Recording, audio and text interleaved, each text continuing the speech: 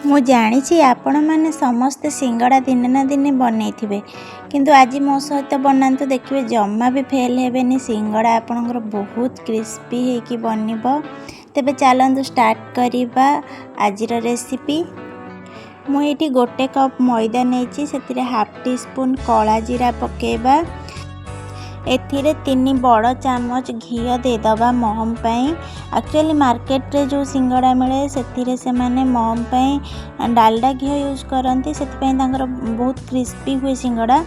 आम ये गाई घी यूज करवा आ घी को मैदा सह 15 मिनट जाए एमती मिसई चलवा जेपर्यंत मैदारे घी भल कि मिसी न जाइए।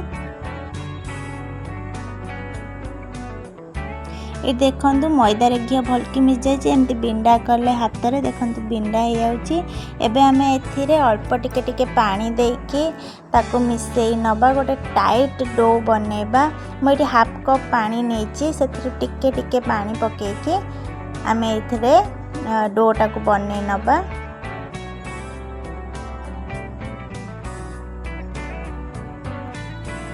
पूरा टाइट डो बनैबे, बेसी पानी यूज करें, अल्प टिके टिके पानी देकी ताको चकटी नेबे।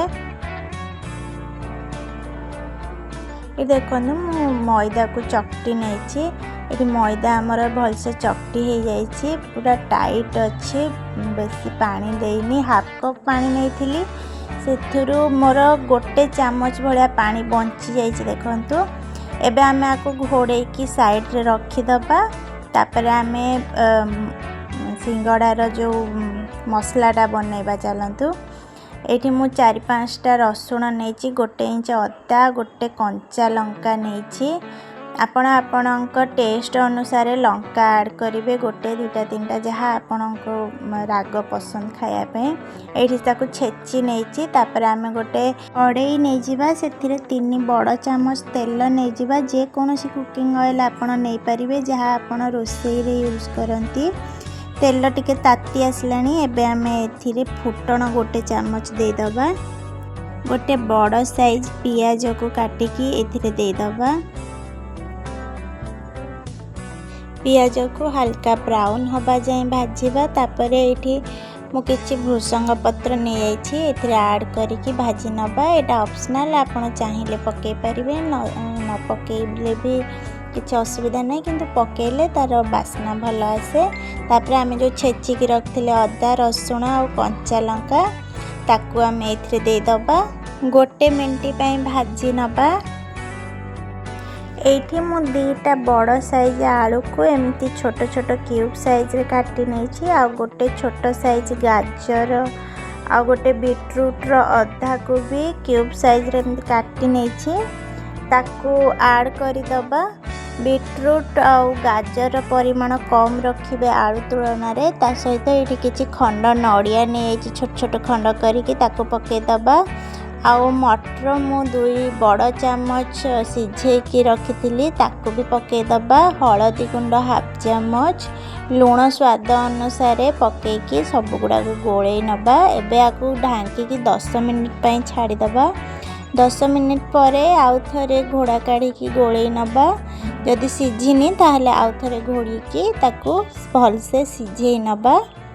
ये देखंतु आमर आलू आ बीटरूट आ गाजर भलसे सिझे। एथिरे आम आउ किछि मसला ऐड करिबा। हाफ चामच भजा जीरा गुंड, हाफ टी स्पून आम एथिरे गरम मसला आ 1 टीस्पून एथिरे चाट मसला पके दबा। हाफ टी स्पून एथिरे धनिया गुंड पके दबा। ता सहित एठी किछि भजा बादाम नहीं, चीना बादाम ताकू भी आम पकेकी सब गुड़ा गोले नबा। आमर स्टफिंग रेडी हेछि। आमे जो मैदा चकटा बनैथिले ताको आउ थरे 5 मिनिट पई भल कि चकटी नबा।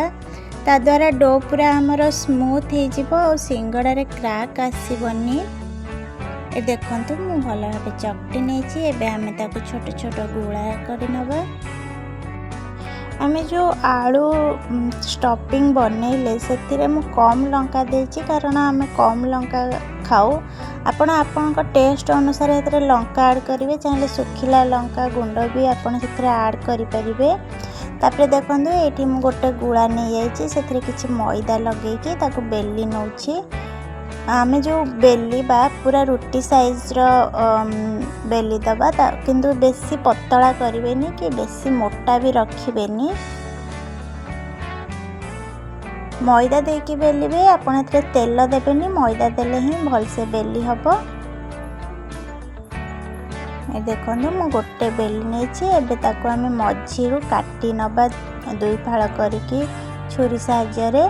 तापरे एमती फोल्ड करी नबा। फोल्ड रे आमे एते पानी लगेबा जहा द्वारा कि से भल से चिपकी की रहिबो, फिटिबनी। आमे जते बेले छाणीबा सेटा खुली जीवनी। एमती पानी लगे सारला परे आमे से जो स्टफिंग बने के रखी ताको भर्ती करी नबा। तापरे देखंतु मु केमती फोल्ड करूची। फास्ट पानी लगे नबा चारिपट साइज रे जहा द्वारा कि भल से चिपकीबो। तापरे एमती फोल्ड करी नेबे। देखंतु पूरा मार्केट रे जेमती फोल्ड करके बिकंती पूरा सेई टाइप रो हे गला। ये हमर गोटे रेडी हैला। आउ गोटे भी मु आपन को सेमती बने की देखौची। देखंतु गोटे साइड आमे पानी लगे की ताको चिपके देले। तापरे स्टफिंग भर्ती कला परे चारिपट साइड आमे पानी लगे दबा। तापरे ताको आमे एमती फोल्ड करी नबा। बस यही प्रोसेस रे आमे सबु सिंगड़ा जांक बने नबा। ए देखंतु मु सब सिंगड़ा बने नेछि। एबे तेल हमर 20% गरम करिबा, पूरा गरम करिवेनी। तापरे सीम रे रखिबे, सिंगड़ा को पकेइबे जहा द्वारा कि सेटा क्रिस्पी हबो। हठात सेटा ऊपरटा कवर हो जाइथिबो किंतु भितरे सेटा चेमड़ा टाइप रो लागिबो, भल लागिबोनी। पूरा सीम रे रखिबे, सिंगड़ा को पकेइबे, पूरा 10 मिनिट छाड़ी देबे गोटे साइड हवा पई। तापरे आपण ताको उल्टे नेबे। ए देखंतु गोटे साइड हे जाइछि, अल्प टिके टिके मु उल्टे नउछि पूरा। तापरे पुनी 10 मिनिट छाड़ी देबी, पुनी आरपट साइड को उल्टे नउछि। एबे देखंतु आरपट साइड रो कलर धीरे चेंज हे जाइछि। एबे आमे आको गोटे गोटे मिनिट रे उल्टे नबा। गोटे थर सिंगड़ा बनया पई आपण को 20 मिनिट टाइम लागिबो, काहेकि ना सेटा क्रिस्पी हबा लागि टाइम लागे। ए देखंतु हमर गोटे थर सिंगड़ा हे जाइछि। आमे एटी काढी नबा। कलर देखंतु केते बढ़िया आछि, ऊपर टेक्सचर देखंतु केते प्लेन हेछि, केते बढ़िया लागुछि।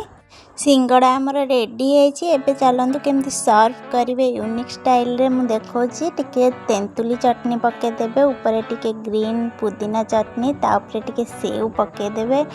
एमिति गरमा गरम सर्व करंतु आ एन्जॉय करंतु। पुणी देखा हबो आ गोटे नुवा वीडियो सहित। सेते पर्यंत take care and bye bye.